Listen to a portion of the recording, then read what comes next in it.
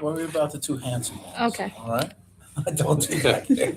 We're live? Yes. Okay, good evening, everyone. Welcome to our January 27th Audit, Facilities, and Operations Committee meeting. Thank you for joining us or from joining us virtually at home.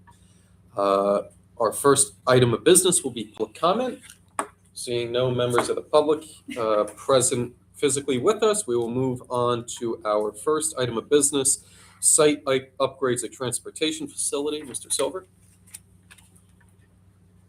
So probably the best way to look at this would be to look at the last thing in your packet,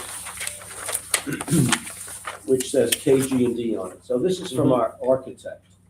And we should look at the very first paragraph. Project scope of the work at the transportation facility includes the reconfiguration, expansion, and repaving of the driveway and bus parking area to improve circulation and provide space for 50 to 55 full-size buses and 50 to 55 minibuses. This plan should address pavement, stormwater management, landscape screening, perimeter fencing, and consider the potential future expansion of the transportation facilities. The layout must maintain the fueling stations and existing maintenance and storage buildings, as well as not constrict current functional elementary school parking, outdoor field, and play space. So that's the project itself. You have in the second item after you have a picture of the transportation facility. We've looked at this several times previously. It is a rendering by the architects of what they think we should be doing. There are some adjustments that need to be made to this because when they made this, they left out some access areas, but that's just moving buses from one place to another. One interesting thing in this is that when the new fencing goes up around the entire perimeter, the buses that are now close to the fence, which is close to some properties, some taxpayer properties, the buses are now being moved away from the fence. You're talking about Correct. along this fence line, which would be the closest to the town road? Yes, Okay. yes. So the buses will be moved from there. Also included in that, hold that up again, John. So also included in that is an increase in the parking area. Yep, That would right, be, down further. Yep, right there is next to that green box. So that we will be increasing the parking area, filling in some land and increasing the parking area by about 6,000 feet, which will allow us currently to be able to park all our buses we have. And going forward, if there's a change to electric buses, this will also accommodate the size and turning radius of electric buses at some future date. We don't want to do this again, we want to do it once. And part of the reason for all the paving is that the buses, while they have a limited life, they have a more limited life because of this gravel or item 4 that's under the buses. And that the buses rust out underneath, and we spend a good deal of time and money and parts to get rid of the rust and fix those areas to keep the buses alive. If we don't have to do that, as you pointed out at our last meeting, we have savings as well on repairs and parts if this area is paved. Previously, there were some issues having to do with stormwater management. And we have discovered with our new engineers, Insight Engineering, through the architect, this is a local company. Just as an aside, that the father of the head of the company was a principal at Kent Elementary School for 27 years. Principal Watson. Principal Watson. So we think we've gotten past some of the issues having to do with drainage and runoff. And our engineering firm is confident that we will be able to manage that. So again, the engineering firm is paid through the architect. It's not a separate bill. We have one bill for this. That's for the architect. So I want to turn to that for a minute, and then we'll talk about funding. Okay. Okay? So on page 3 of what you have of the architect proposal is a proposal for phases 1 and 2 for $60,000. So this would be their fee to do the conceptual study, to do all the engineering reports, get all the stuff through the state, get us through a vote, which I'll talk about in a couple of minutes. And this cost of $60,000 will be paid for through the funds that we're going to be talking about having to do with the capital reserve. There will be no cost to the taxpayers for this fee or for a fee later on. We don't know what the fee to do the project itself will be, Mhm. and that will be something that's negotiated. Our RFP with this firm calls for every project, every proposal to be negotiated with the district. So we would be negotiating what the fees would be for the portion of the project after the public vote, meaning getting it to the state, the bidding, and watching the construction. If I may, Yep. I'll jump 2 steps ahead. Like say theoretically it's a failed vote. Where does the $60,000 then Comes from the taxpayers. out of which fund? Out of the general fund, we would have to find money within the general fund that we would have to transfer to cover this. It's a good question. Is there a breakdown, a more detailed breakdown of how that $60,000 would be, or what comprises that 60,000? Just in the fee summary, Mhm. where they describe what they'll be doing, includes all conceptual work, well, public meetings, so however many public meetings there are, they will attend those as part of that. Having to do with, well, there's nothing that goes to the state until after the public vote. Mhm. So everything is in-house until the public vote takes place. But they would be a part of presenting to the public at board meetings, at any other types of meetings that we might have. It could be a meeting at some site, at some town, I'm getting lost in my words. It could be, let's say, the town of Patterson. It could be at a public meeting from the town board meeting. They would attend that, as many meetings as we need. There's no limit to that.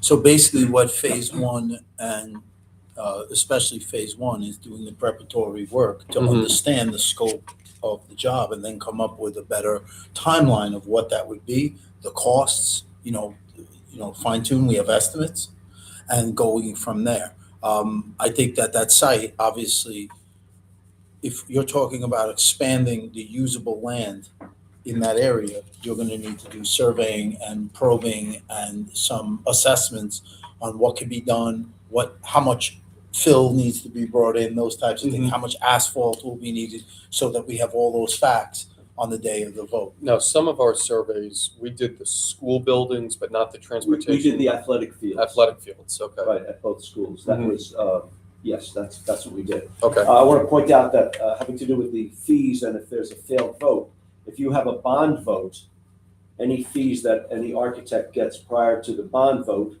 have to come from the general fund if a bond fails. Mhm. I guess there was some bond that failed at some point in the past, 2015. and all of the architectural fees had to come out 16 of, and 17. Sorry. all the architectural fees had No, to I'm come sorry, out of, 17 and 18. so the fees had to come out of the general fund at that time when there's a failed vote. Mhm. But if it's included in it, it's all covered. So like our architectural fees for the capital projects that are in the current year's budget all come out of the capital projects. So when we take in consideration some of the factors of why this is important, the longevity of the buses, the utilization of the site, safety, which is a big one for me, the ability to clean up faster after storms. When we look at all that, do you think that message is a message that our community can get behind? All right, we've had a long history in this community of talking about bus garages. This is a suitable, right? We're not asking to buy a piece of land. We're not asking to put up a palace. We're just asking, can we get this area paved so we can accommodate more of the buses? Mhm. We've already showed a propensity to be able to save money and to be sensible with leasing and so forth.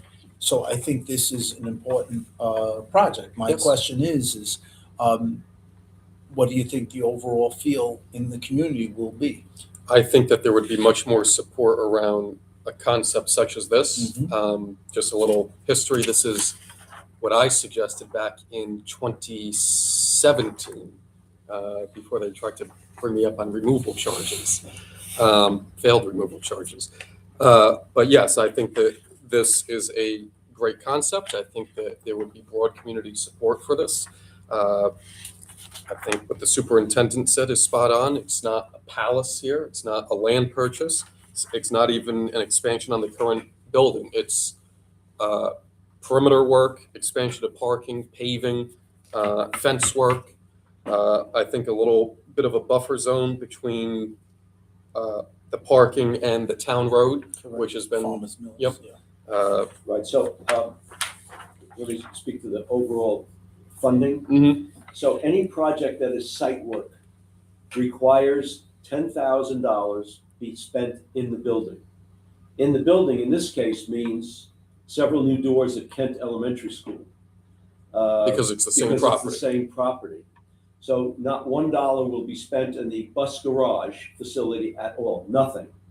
But the requirements from the state are that any site work project must have $10,000 on the inside something or at the doors. Similar to what we're doing in another project for the staircase at the high school, going down to the softball field, we're putting in some doors on the high school to meet that requirement of $10,000.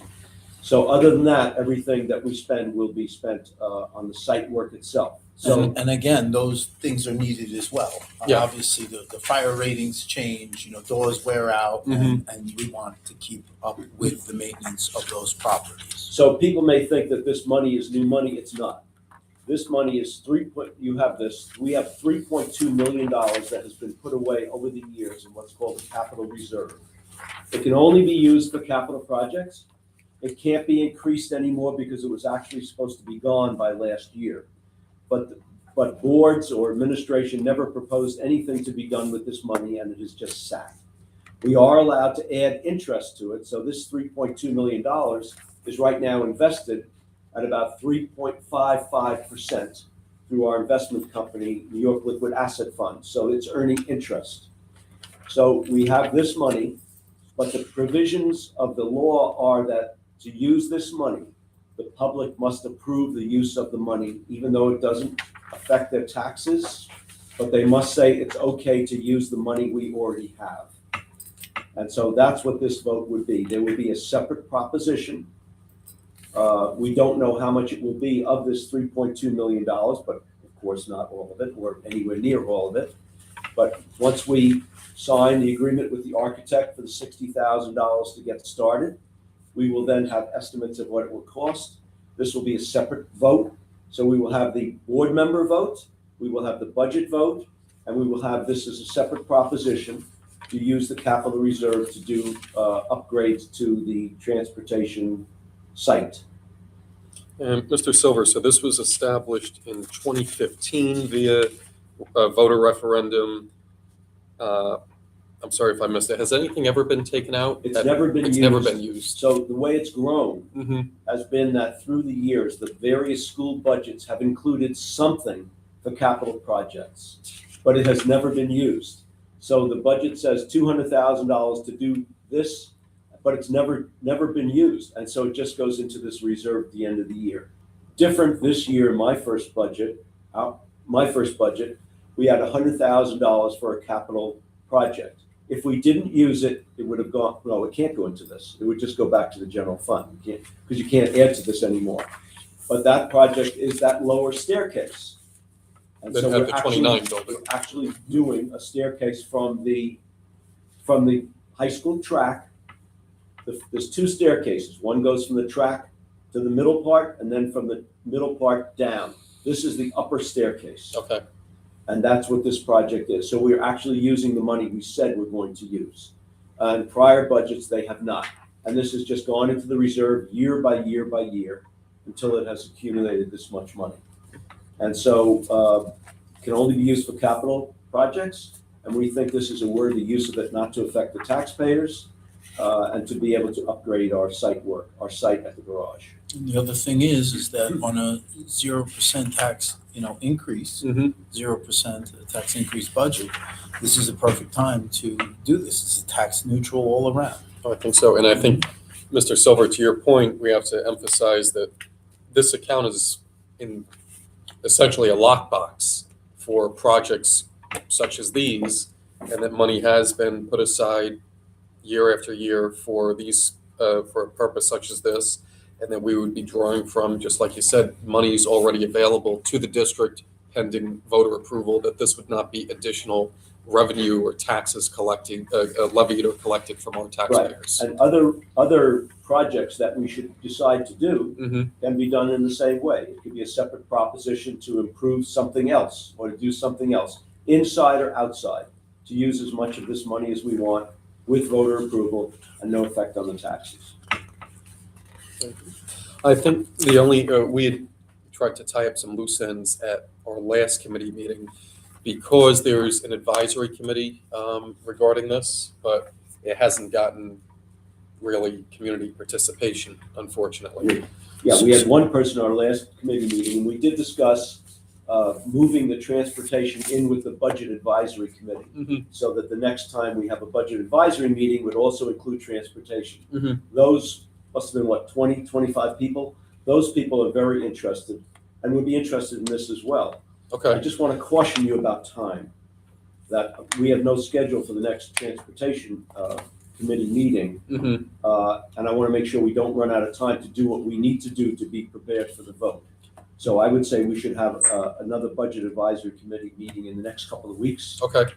to a month, maybe mid-February, something like that. Mhm. And then the board should be approving the architect's fees, and the board should be approving going ahead with this project.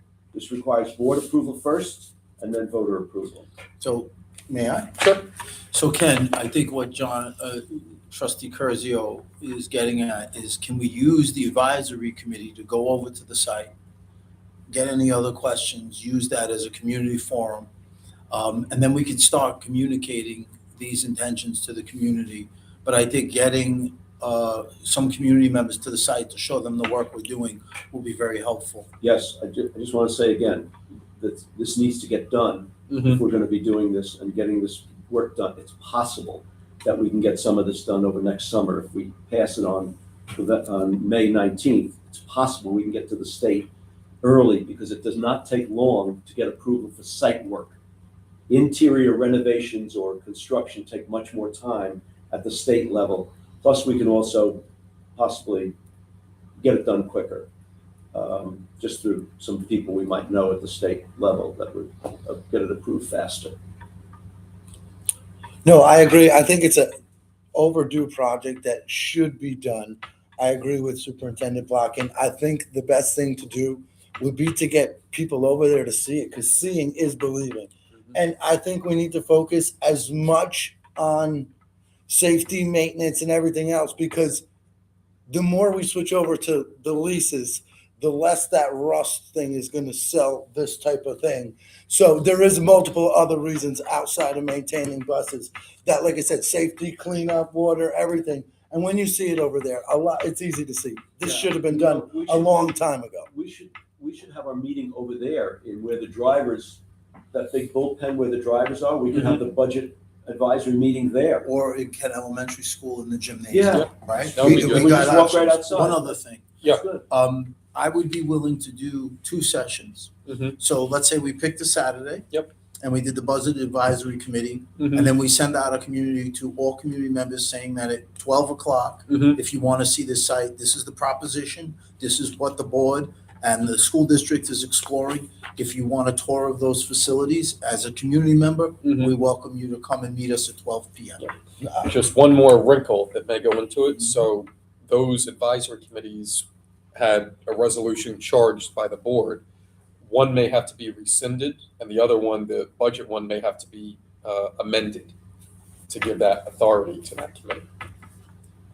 So So let's. with that, are you looking to do that meeting after our next board meeting? I would say that we could leave it alone as the budget advisory committee, Mm-hmm. and then just, we're going to walk outside and take a look at the site. I would not like to get tangled up. Are you looking to do that though before the next board meeting? Before February 7th? Or would that be after? I think we'd have to do it right after it. Yeah, Okay. so we So if might it's be able after, to. then we can. I don't think we have that much different in the budget to show the budget advisory committee this soon. Right, I but think this is a good use of that committee to say this is a budgetary function in some degree. Mhm. There's definitely a nexus there.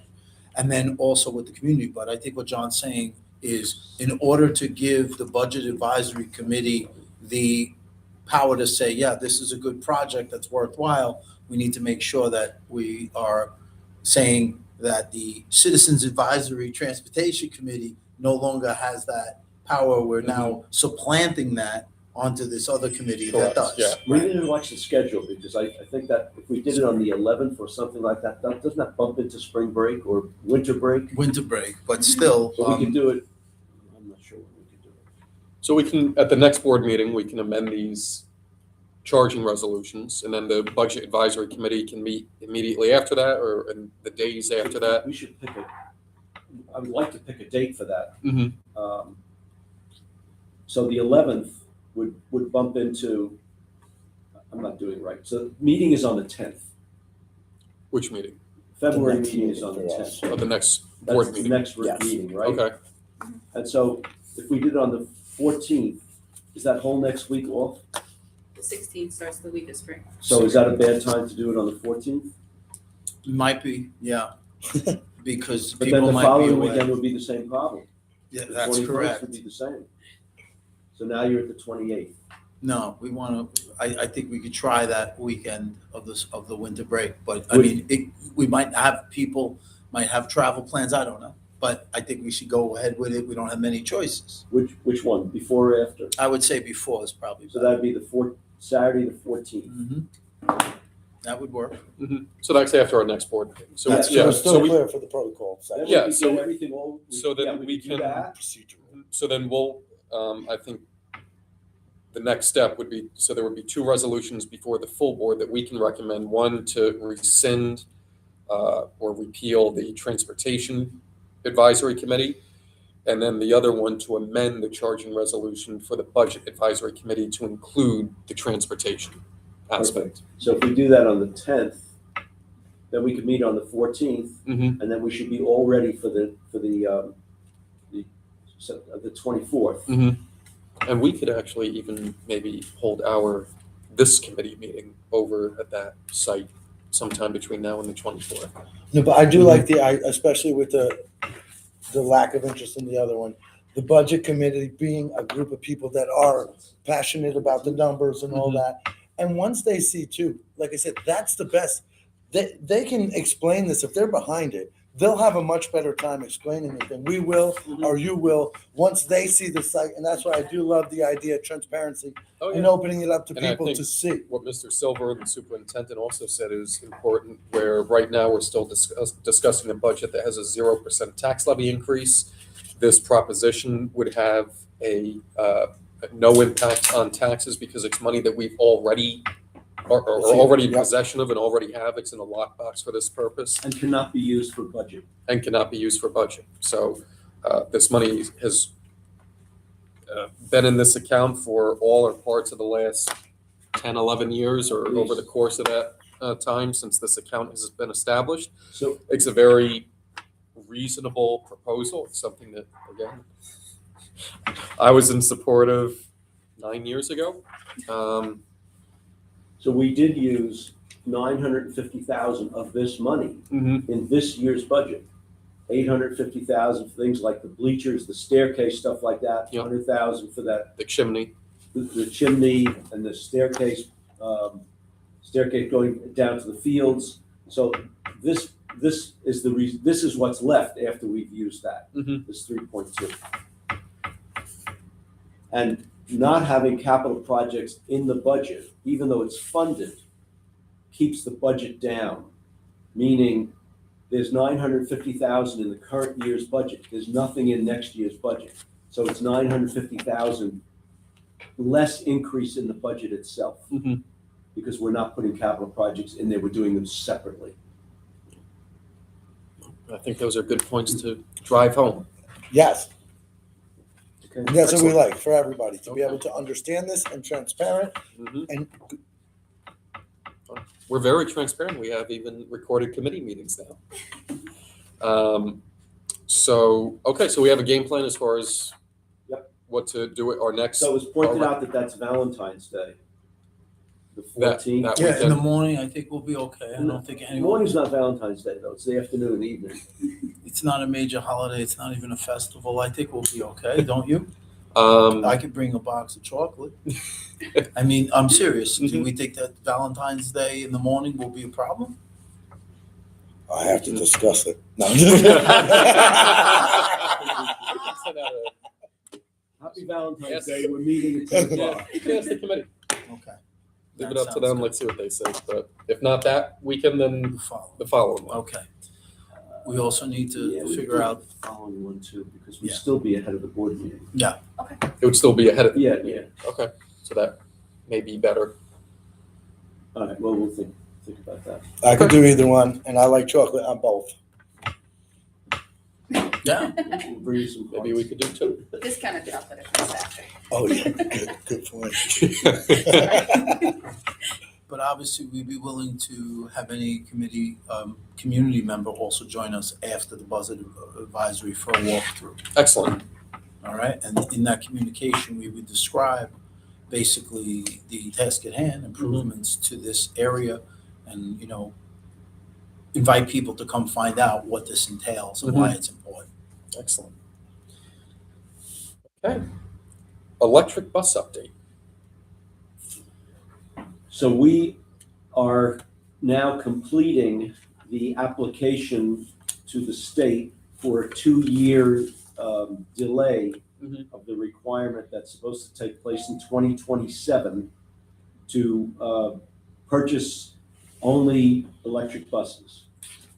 The law apparently does not speak to leased buses, it only speaks to purchases, as I pointed out to the group the other day, and they're looking into what that means. But now that we're doing leasing for big buses, we're not going to be purchasing anyway, but this would allow us to continue to get diesel buses at least until 2029.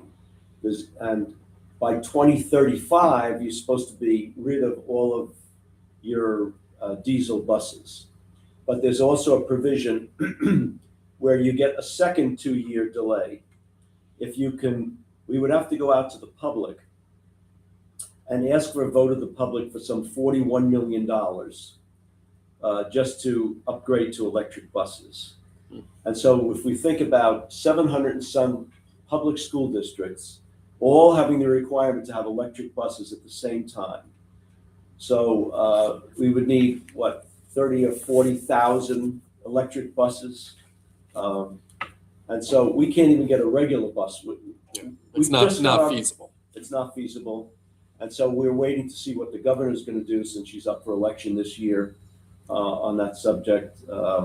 So we don't know anymore. So that's where that is. We do know that it's $41 million. We did meet with them. Superintendent and I met with them, and just to get a better understanding. But at the moment, our focus is to get this application for an extension done to get us to 2029. And then there is a requirement that we have to put this out to the public, and if the public refuses, then we are able to get the second extension. But there's also the problem of the electric capacity in the area. Not to interrupt us, so that second extension, which we would have to put something out to the public, that wouldn't be until after 2029. A few years down the Okay. road. No, it would have to be before 2029, Okay. but it's a few years down the road. So we would have to try to get the public to approve this large expenditure. And I have confidence in our public. Yeah. But not for this. no, not Yeah, for this. It's another It's hard to. it's another unfunded mandate. Well, there is some funding because it's the actual cost is what is it, Michael? 45 or 46 44 million. million. You're getting So $3 million. I But this, provided a summary of Yeah. the report. And basically, one of the things I like about the report is it's very optimistic, overly optimistic, because what's really left out of that report is here, it basically says you could do the electric buses, here's how to do it. The question that aren't answered are, one, will our substations and the surrounding power be able to accommodate that? But it even gets worse.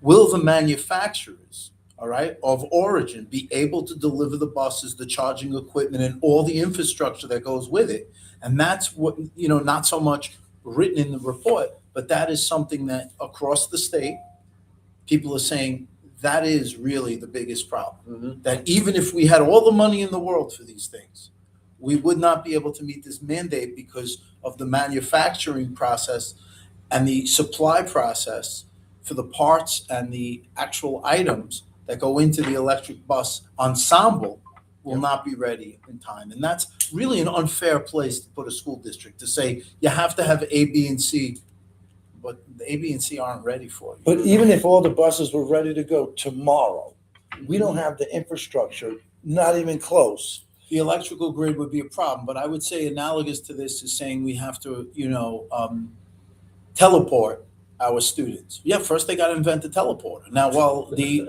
electric buses are invented, basically all the experts in the field are telling us that with all the things going on in the state and districts trying to catch up with this, there's a very low likelihood that we'd be able to meet the mandate, even if we drew everything behind it and drew caution to the wind and I went think forward. even our bays would not fit the Correct. buses. We would right? have to do a substantial improvement of the garage itself. Mhm. But one of the things they said is that you could buy electricity from the surrounding communities. Well, they don't have enough to begin with themselves. And so they are not likely to be loaning us or selling us electricity. I think the whole idea, however well-intentioned, it's just not feasible from the state. So it's a severely underfunded mandate as opposed to an unfunded mandate. So And, we're not really worried about it, but we're gonna get our 2-year extension done. Mhm. Yeah, the prospect of a $40 million thing passing is Oh, is not going to Just for happen. buses. Yeah. It's not happening.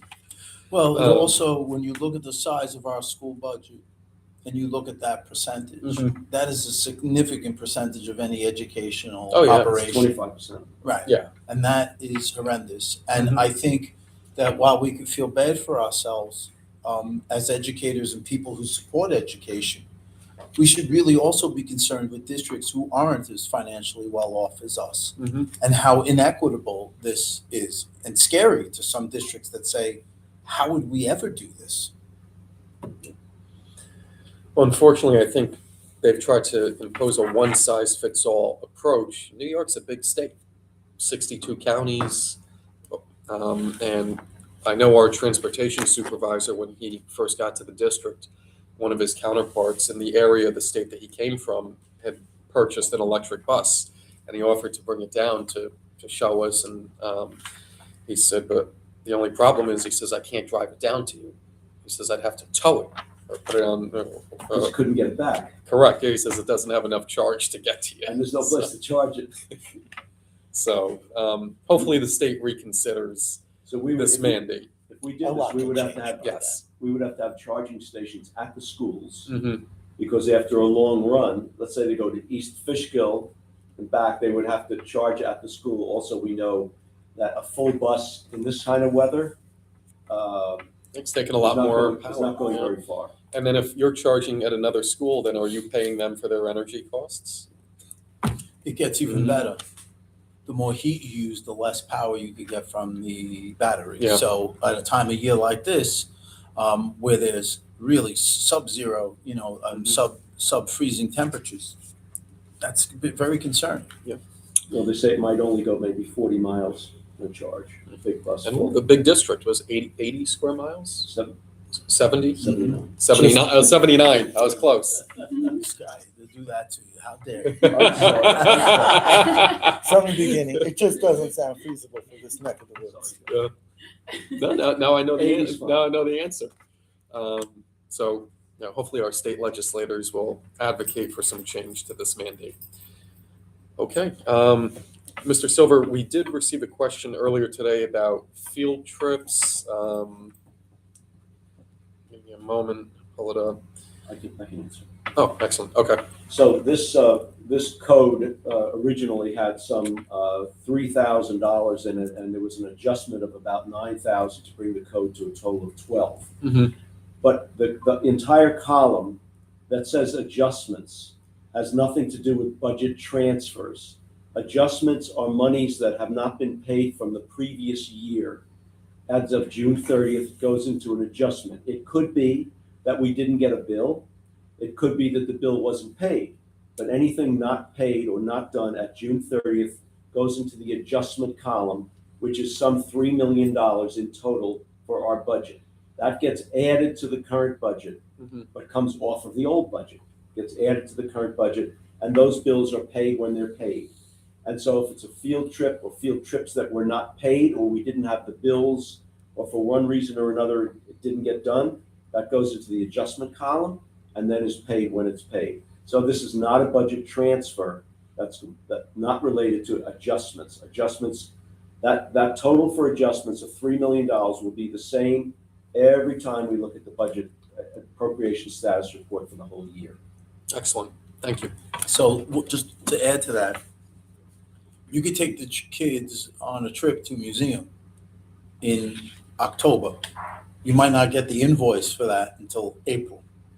So that's why some of these things are fluid. But yes, of course, but more likely something in May or June. So something takes place June 28th, and we don't get the bill until July. That cost that was in the purchase order from June 28th has to be part of the adjustment because it's paid in the next school year. Correct. After June 30th, we can't pay anything from that's locked. And then July 1 anything- starts. the July fiscal year. 1, so Yeah. anything that's not paid by July 1 has to be paid after July 1 using prior year's money. Thank you very much for the clarification. Trustee Magliano, any other business that you'd like to bring up? No, that was it. I appreciate you answering that. Of course. Well, thank you very much for all of the great information that you provided to this committee today. We appreciate it, and we will see everyone at our next committee meeting on February 13th, 2026, here at Cornwall High School at 5:30 p.m. Thank you for your time. Thank you. Here, okay. We will.